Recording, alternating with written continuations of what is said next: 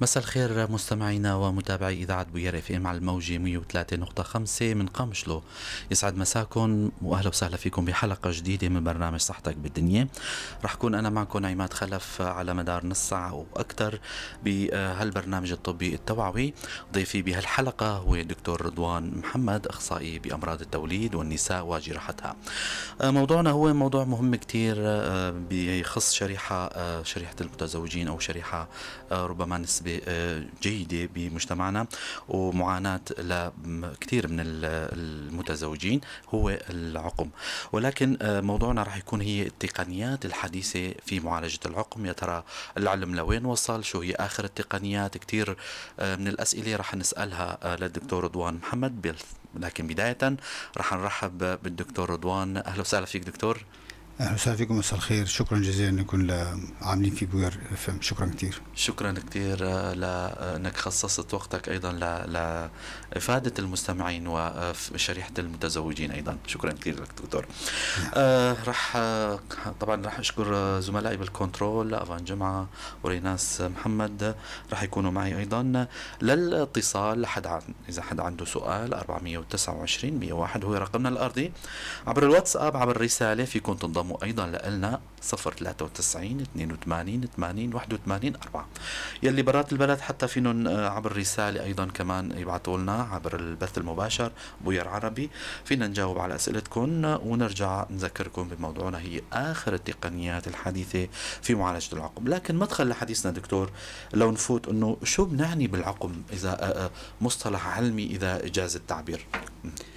أهلا وسهلا. أول شيء العقم تعريفه أنه كل زوجين يتزوجوا وما منعوا حمل، وهن بسن النشاط التناسلي، سن البلوغ أكثر، يعني فوق 18 سنة، ومتواصلين مع بعض.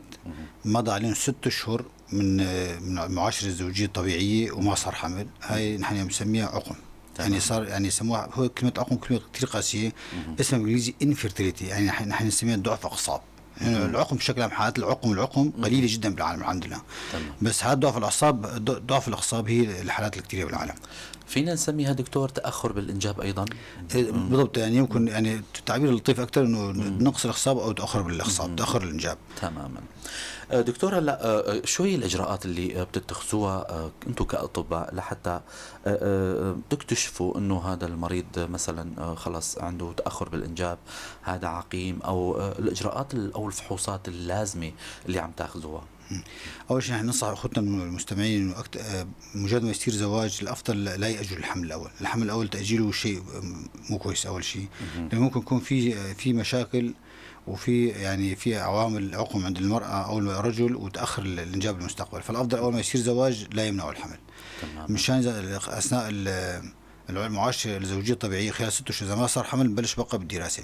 في حالات نبلش بالدراسة مباشرة، مثلا واحدة عمرها كبير بالعمر، متزوجة فوق ال 35 سنة، مثلا واحدة عاملة عمليات سابقا وهي بنت، أو عاملة عمليات صوارم ريفي أو كسات مبيض، هاي أول مجرد ما تتزوج مباشرة نبلش بدراسة الإنجاب عندها. تماما. وبنفس الوقت كمان يعني الرجل الكبير تأخر بالزواج كمان لازم مباشرة نبلش بدراسة الإنجاب مباشرة بعد الزواج، ما يأخر ل6 أشهر عشان يستفيد من المدة. تماما دكتور. هلا يعني ذكرتني بسؤال مهم كتير، هو المشاكل الأكثر اللي عم تعانوا منها، أو اللي عم تصير معكم أو عم تمر معكم بخصوص المشاكل الزوجية. يعني مثلا منها العقم أو تأخر بالإنجاب، أو خلينا نسميه مثلا الإجهاض، أو في كتير أمور، أو يكون مولود غير طبيعي مشوه. يعني الأعمار اللي عم مثلا تكون أكبر فرصة المناسبة للزواج. تماما. يعني العمر المناسب للزواج هو عادة بشكل عام هو نصيب الإنسان، هو مو بيد الإنسان دائما. بعمر 18 سنة ل 25 هو السن نشاط التنافسي الأقصى شيء، يعني الذروي عند الرجل والمرأة. نعم. بس هذا لا يمنع من الشباب يمتد لل 60 و 70 يعني 90% إن شاء الله بإذن الله. نعم. بس عند المرأة بالذات يعني لازم تأخذ فرصتها قبل 35 سنة. تمام. تبلش بالإنجاب قبل 35 سنة. فوق 35 سنة يصير وقع في مشاكل أخرى، ممكن يصير عندها أورام ليفية، ممكن يصير عندها كسات مبيض، ممكن يصير عندها ضعف إباضة. فالأفضل يعني الزواج، نحن ضد الزواج المبكر كمان، إذا الزواج أقل من 18 سنة كمان مو مزبوط. بس بين 18 ل 25 سنة مناسب. إذا في ظرف مناسب أقل ل 35 كمان 30 عادي كمان، ما في مشكلة. تمام. دكتور، الأسباب اللي عم تأدي يعني في لكل مرض سبب معين، يا ترى الأسباب اللي عم تأدي لتأخر الإنجاب، خلينا نسميه مثل ما ذكرته من شوي، أو العقم، شو هي الأسباب؟ تأخر الإجابة أول شيء من الناحية العلمية، نحن دائما الطب هو تصنيف الأمور مشان تسهيل الدراسة.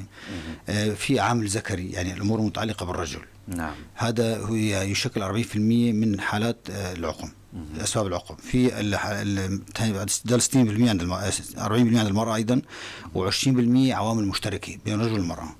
العوامل المتعلقة بالرجل هي اختصاص جراحة بولي، بس مع ذلك فينا ناخذ رؤوس الأقلام منها. مثلا يكون عند رجل دوالي، أو عنده التهابات خصية سابقة، أو عنده يعني ضعف انتصاب، أو عنده مشاكل هرمونية، خلل الوظائف الهرمونية، أو خلل وظائف الأعضاء التناسلية. هاي كل واحدة لها علاج خاص فيها. أكيد. بنيجي لموضوع المرأة في بقى هي عندها عوامل أخرى. نحن تصنيف العوامل المرأة بلش بعامل أول شيء العامل العنقي. عنق الرحم يكون في التهابات مزمنة، أو في قرحات عنق الرحم، هي أحد شكل حوالي 5%. فينا العامل الرحمي، إنه جوا بطانة الرحم يكون مشوهة، أو في التصاقات، أو غير قابل للتعشيش، هاي كمان حوالي 15% بسبب أورام اللي فيه، أو التصاقات، أو تجديف سجائر سابقا. في عوامل بوقية متعلقة بالبواري، يعني التعبير الشعبي، أو الأنبوبين، أو الأنبوبي فالوب. هاي إذا في التهاب حوضي مزمن، أو صار مع سابقا عملية جراحية، عملية زايدة وزايدة مفجورة، أو صار مع إصابات أمعاء، أو أي عمل جراحي على البطن، ممكن يؤدي لانسداد البوقين أو تلف البوقين. هذا نسبته منيحة وعلاجه شوي صعب. في العوامل المتعلقة بالإباضة كمان، هذا حوالي 40% من الأسباب. يكون ضعف الإباضة عند المرأة عادة عندها إباضة، عندها بويضة كل شهر تنزل بيوم 14. تنضج يوم 12 13 14 يوم 14 تنزل البويضة، هي بذر يعني. هي أكبر خلية طبعا بالجسم البشري، هي بويضة المرأة.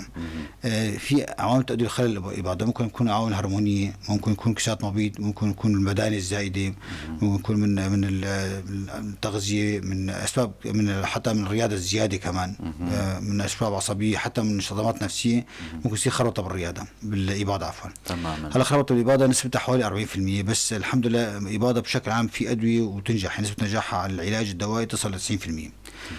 في عوامل أخرى، عوامل هرمونية، هرمونات المرأة، مثلا يكون في زيادة هرمون الحليب، برولاكتين، هرمون الغدة الدرقية، إذا في قصور درق أو فرط نشاط درق، هاي كمان من عوامل العقم عند المرأة. في هرمون الذكري نفسه عند المرأة، هرمون الذكري هرمون الأنثوي تستوستيرون، هذا يعمل شعر زيادة عند المرأة، هذا كمان زيادته ممكن يعمل ضعف إباضة عند المرأة. في هرمون تأسش، هرمون الغدة النخامية، كمان زيادته أو ضعفه ممكن يؤدي إلى خلل أو اضطرابات في الدورة واضطرابات في الإباضة بالتالي. تماما. دكتور، بأي أمراض دائما بنذكر موضوع الوراثة، يا ترى عند موضوع العقم أو تأخر الإنجاب له دور بالوراثة؟ في بعض نحن بنسميها سيندروم في بالطب، مجموعة أعراض يصير عند الإنسان يسموها سيندروم أو تناظر أو متلازمة. تماما. هاي إذا في عند التكوين خلق الإنسان يكون في صبغة زيادة أو صبغة نقص، مثل تناظر كلاينفلتر، تناظر تورنر، أو تناظر أو المنغولية، أو هذول ممكن يكون في اضطرابات صبغية بجسم الإنسان يصير عنده عقم، يصير عنده صبغة زيادة أو ناقص، من خلقته ما عنده بذرة. في ملاحظة نذكرها، المرأة أول ما تولد الأنثى، الطفل الأنثى أول ما تولد عندها 450 ألف بذرة وسطيا. خلال سن النشاط التناسلي يعني منها عم تنضج حوالي أكثر من 4500 بويضة تنزل نظامية. فبشكل عام بذرة كتير. عند الرجل ملايين، بقى مليارات عند الرجل. في هالحالات هاي المرضية ممكن تولد الأنثى وهي عندها خلل بالبويضات أصلا ما في عندها. هذول طبعا بس يصير فترة البلوغ ما تجين دورة، يكون عندهم انقطاع طمس بدئي، أو يكون عندهم في تشوهات بموضوع الأعضاء التناسلية، أو يكون عندهم حتى مبين بالشكل الهيكلي إنه في نسموها الأعضاء التناسلية المبهمة. هذول حالات خاصة قليلة الحمد لله. بس معظم الناس يعني ذكرنا لك تصنيفهم بالأسباب العوامل اللي ذكرناها للعقم. بس الأسباب الوراثية هي الأسباب الخلقية هي قليلة الحمد لله. تماما. راح أذكر مستمعينا اللي هلا عم يسمعونا، أنتوا هلا عم تسمعوا برنامج صحتك بالدنيا، من إعداد وتقديم معي مدخل هلا ضيفي جوا الاستديو الدكتور رضوان محمد، اختصاصي بأمراض النساء والتوليد وجراحتها. موضوعنا مهم كتير، بيلامس فئة كتير مهمة بالمجتمع، طبعا النساء والتقنيات الحديثة في معالجة العقم، سواء طبعا الموضوع بيمثل الرجل والمرأة أكيد. دكتور هلا كمان ايضا هلا موضوع فارق العمر بين الزوجين بيضل احد اسباب التاخر بالانجاب؟ هو الحمد لله سبحان الله في عند البشر في دائما مجالات ما في بالطب او بالهاي، يعني مثل الرياضات 1+1=2 في مجال.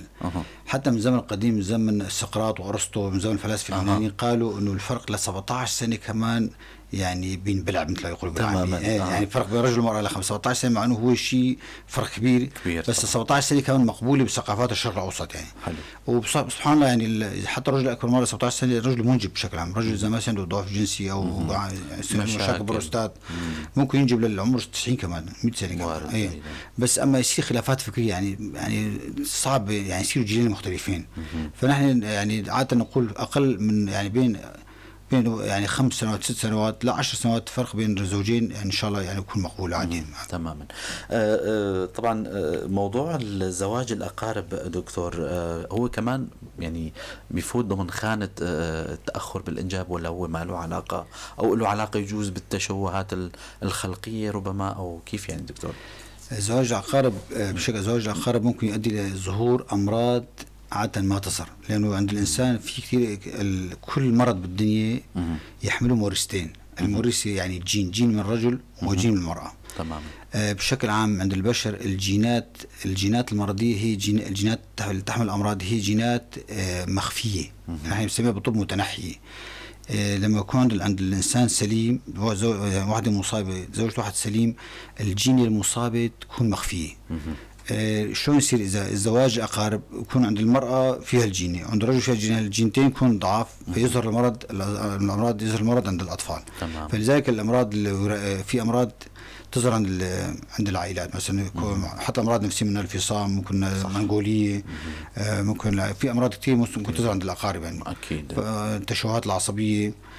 فيعني زواج الأقارب إذا ما في ضرورة أو على الأقل يكون الأقارب ما في عنده قصة مرضية، بس العائلات السليمة جدا إن شاء الله ما في مشكلة. أكيد. بس إذا في أمراض الأفضل يصير تباعد بالزواج. تماما. دكتور هلا وصلنا لصلب موضوعنا وصلب حوارنا اللي هو يعني حاليا عم نناقشه.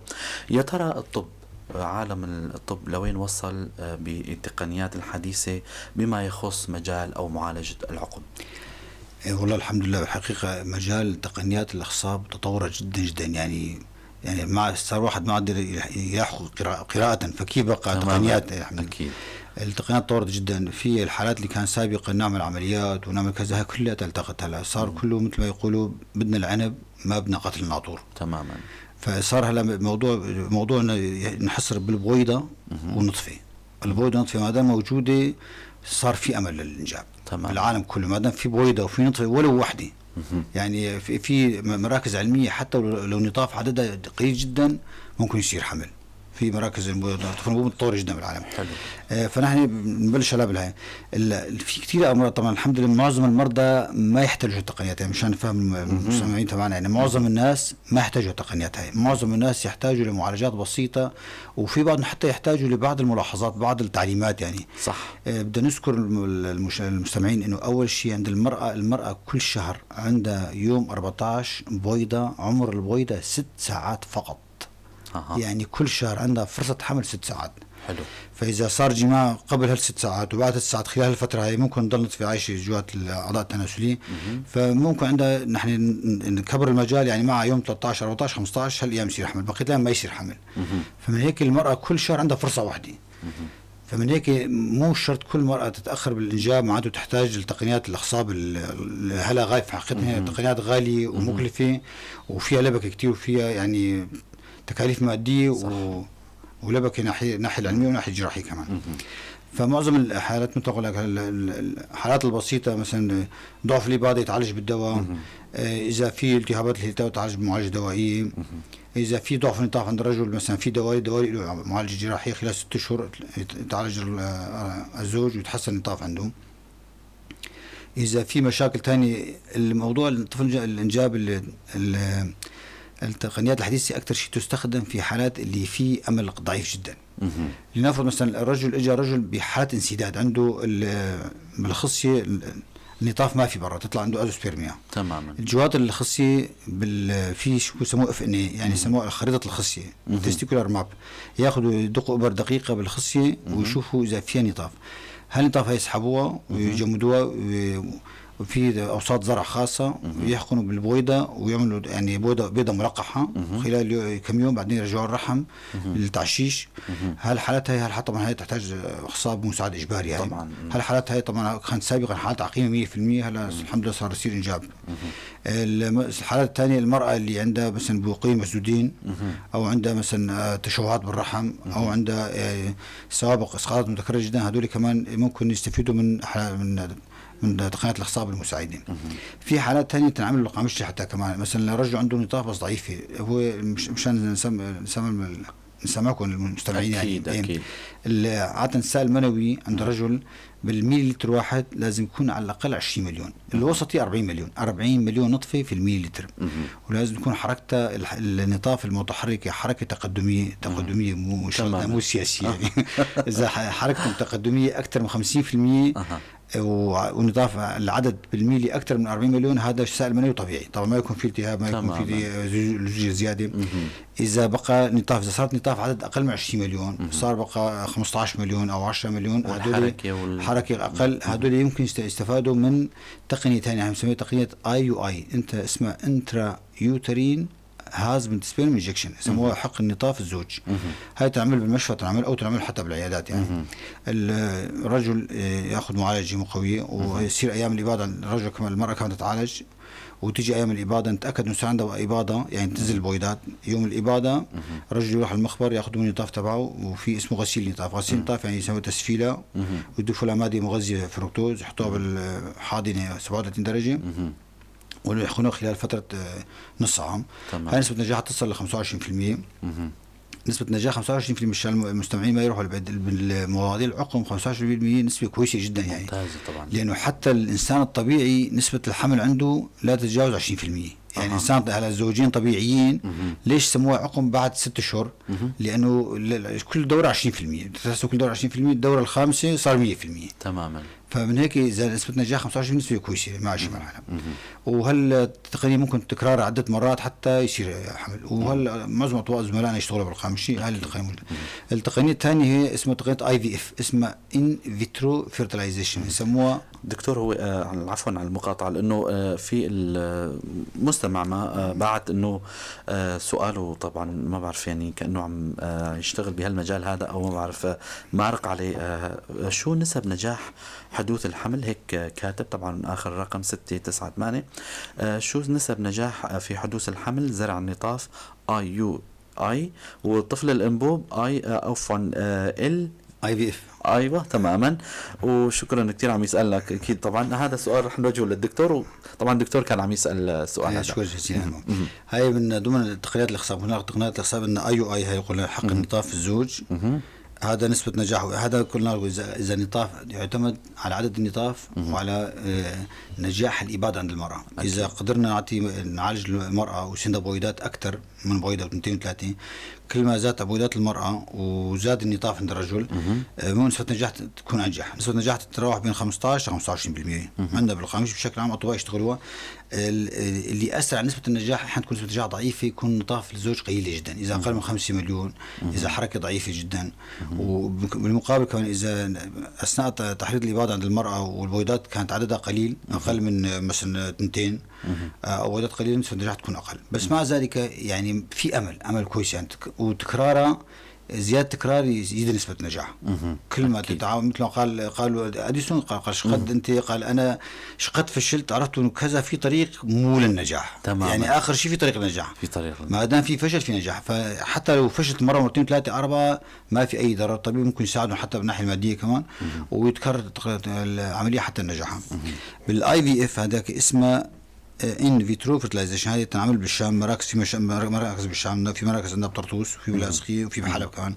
للاسف صار عندنا مركزين هون وبعموده، بس يعني عدم تعاون الاطباء نحن قبل العالم وعدم تعاون المواطنين هالمراكز تسكرت يعني للاسف الشديد. يعني كانت هاي مراكز واعده كانت حلم لنا حقيقة، بس ما تعاوننا مع بعضنا ما نجحت المراكز هاي اسمها حقن، هاي اسمها طفل انبوب بسموها بالعامية. تماما. اسمها IVF يعني ان فيترو فيرتيلايزيشن، هو الاخصاب في الزجاج. هاي معناتها بياخذوا نطاف الرجل ويحطوها بالعلب بيتر صغيره تحت المجهر الالكتروني، بيشوفوا النطفه، ينقوا النطاف المتحركه الكويسه باوساط زرع جيده، وبياخذوا بويضه المراه يوم الاباضه، يحرضوا اباضه، يخلوا عندها سنان احيانا حتى 10 بيضات، يسحبوها كلها بابره مع الايكو المهبلي، وياخذوا البويضه يلقحوها، بس تلقح احيانا تلقح 4 5 اجنيه تلقحوا بويضات ملقحه.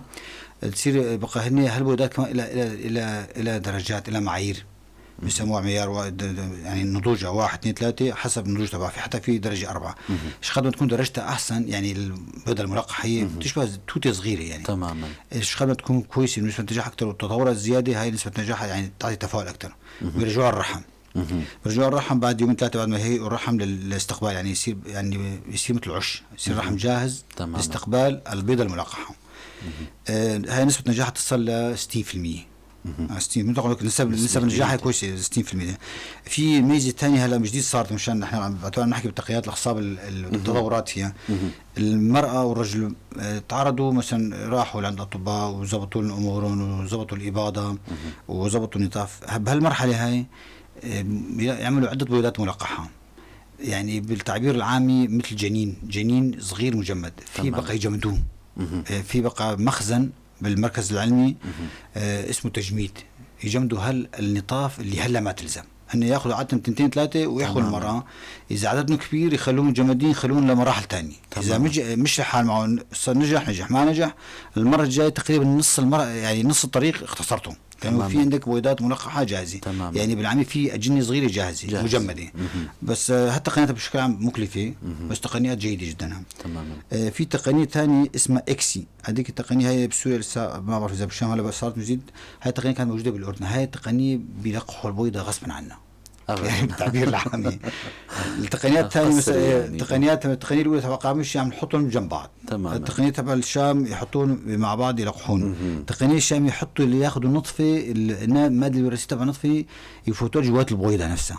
اسمها intracytoplasmic sperm injection، يعني زرق زرق النطفة إلى جوات البيضة الملقحة. بنشوفها على التلفزيون احيانا. هاي لقحوها تماما. هاي طبعا مشان تضمن اكثر من صار جنين المخ. هاي نسبة نجاح ممكن تصل اكثر من 80%. ممتاز نتائج. وكمان فائدة تبع كمان قد ما يكون عندهم بويضات ناضجة وجاهز، بويضات ملقحة كويسة، يعني أجنة مجمدة يجهزوها للمراحل اللاحقة. هون في مشكلة أخلاقية بس الاستطراد الموضوعي تماما. إنه ممكن بقى بعد عمر طويل، هلا كثير أمور الفلاسفة يحكوا فيها، إنه يا أخي هلا عم جمدوا أجنة وهالمرأة راحت بعد بجوز يتوفى بعد فترة، تماما، وبعد 2 3 كمان تيجي تاخذ بويضة تلقح. فهلا في هالامر فيها شوي، يعني في امور دول الشرق الاوسط صعب ما موافقين عليها، صعب التقبل. ما تقبلها.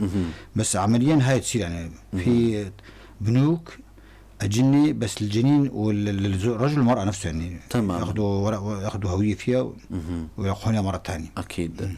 دكتور، شو المشاكل اللي عم يعني ضمن فترة الأمور اللي عم تتاخذها، مثل ما قلت ذكرت الحالات الثلاثة، شو المشاكل اللي عم تمر معكم أو الظروف اللي سواء في هلا المريضات حضرتوا له، أو خلينا نسميها مريضة، يعني هي تعتبر مريضة، تهيأ لها الظروف هاي وراحت على البيت، يا ترى في أمور معينة هي كمان لازم تتاخذها، أو أنتم بتطلبوا من المريضة يعني تريح حالها، أو أمور معينة، أدوية داعمة؟ شو النصائح اللي عم تتخذوها؟ ولا حقيقة هو بهالحالات هاي تسقيف المريضة جزء من علاجه. يعني هلا هالمعلومات عند الطبيب، بس لازم هالمعلومات تلزم المريض أكثر من طبيب بهذيك اللحظة يعني. نعم. فتسقيف المريضة الدورة هام جدا جدا. أنا لاحظت في بعض زملائنا مثل مراكز الشام، يعني عم يعطوا كتيب للمريضة. حقيقة أنا عجبتني الفكرة هي، يعطوا كتيب فيها معلومات كافية إنه كيف تحصين كذا وأي يوم تجي وشو الأعراض وشو الأدوية تاخذها، فيها ملاحظات كاملة فيها. بس عموما يعني المريضة تيجي لازم تعرف إنه فيها تحريض إباضة. بعدين أيام الإباضة تروح عند المركز، عند المركز في أدوية هرمونات داعمة. هرمونات بشكل عام هرمونات مزعجة، يعني تعمل أعراض جانبية غير الأعراض المزعجة الثانية المالية. أكيد. يعني أكيد. لما صارت مكلفة والله، يعني صح. آخر فترة يعني أنا شفت في ناس كلفتهم 4 مليون بالشام. نعم. يطفلوا هو يعني مبلغ ضخم، يعني 4 مليون. وعند الدخل المقدود، الدخل مو محدود كمان كتير. تماما. فالمريض دائما خوفه من عدم النجاح. هو بشكل عام العمليات الخصاب المساعدة قد ما تعملها ما في ضرر، بس التكلفة مشكلة. التكلفة وما في ضمانة 100%. طبعا. والمريض كمان تحت ضغط الأهل، تحت ضغط العالم، شو صار معك وشو صار معك، يعني ممكن مزعج. الموضوع راحة علميا حقيقة. ما في شيء واحد عملته في النمو يرتاح كل الحمل، ما في. بس يصير حمل ويرقط وما في مشاكل عند المريضة، يعني ما يكون عندها أورام ليفية، ما يكون عندها إسقاطات متكررة، ما يكون عندها التهابات نسائية، ما يكون عندها مشاكل مثلا امتحانات تنفسية تسعد الشيء. إذا ما يكون عندها شيء مرض يعني يهدد بالإسقاط ما تحتاج راحة تامة يعني. بس يصير حمل تعالى كأنه مثل أي حامل عادي إن شاء الله. بس يضاف إلى ينعطى هرمونات دائمة حقيقة مثل قلت، يعني تنعطى إبر تثبيت، تنعطى حبوب تثبيت مثل البروسترون مشتقاته، تأخذ مقويات. دير بالك إنه ما يصير عندها مرض طارئ مثلا امتحانات تنفسية شغلة. فهاي الأمور ضرورية تعرفها. أكيد.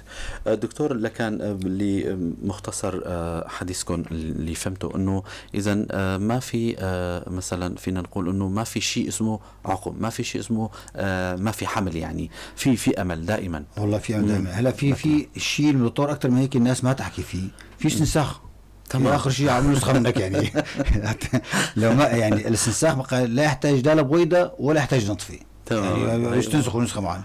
بس هذا طبعا هذا حلم بعيد طبعا. بس بشكل عام يعني التقنيات الحديثة هي أكثر شيء أن الموضوع الخطير هو موضوع الرجل. إذا الرجل ما يكون عنده نطاف أو يكون عنده أزوسبيرم يعني عدم وجود نطاف، صفر يعني، أو صفر، هذا الصفر البراني، هذا الأكثر شيء فيه إزعاج أكثر شيء.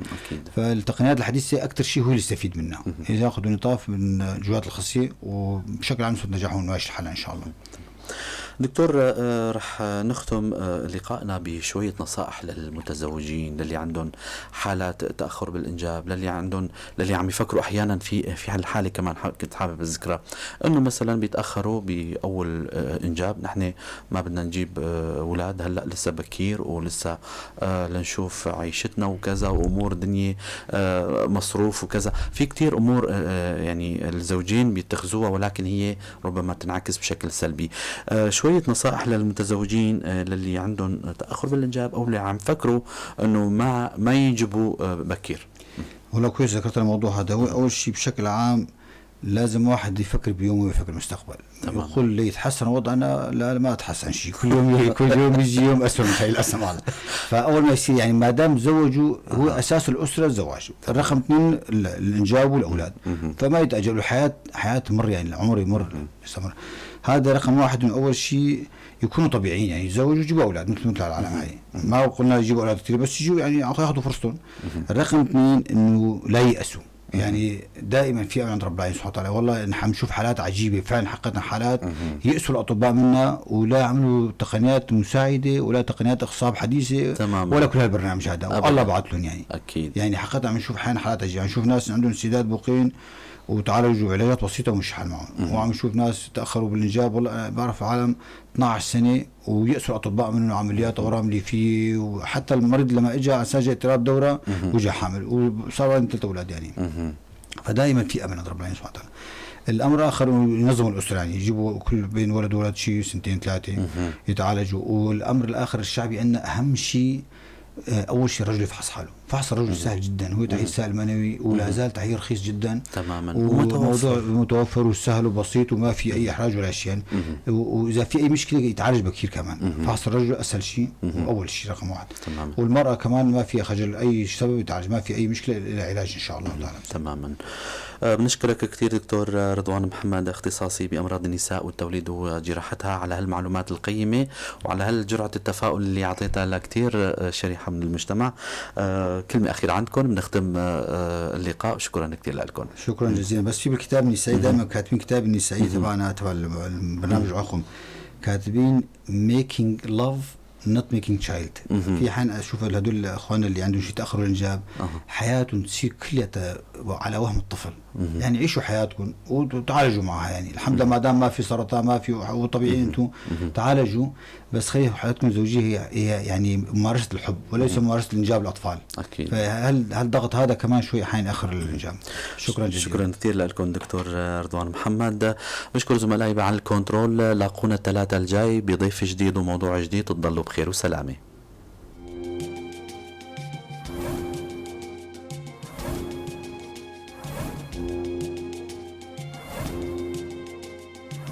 هذا البرنامج برعاية مشفى فرمان.